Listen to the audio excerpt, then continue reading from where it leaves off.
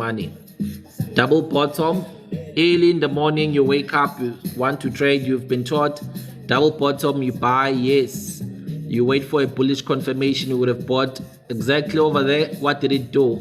Came down for your stop loss at that level at the bottom of that candlestick. They know that some stop losses are here.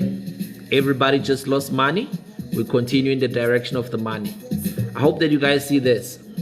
And then you must stop trading like how you've been taught how to trade, because you've been programmed to trade incorrectly.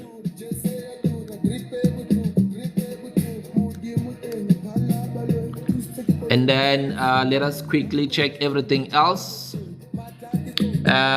This is a Euro AUD. Euro AUD just closed the sell that we were in on.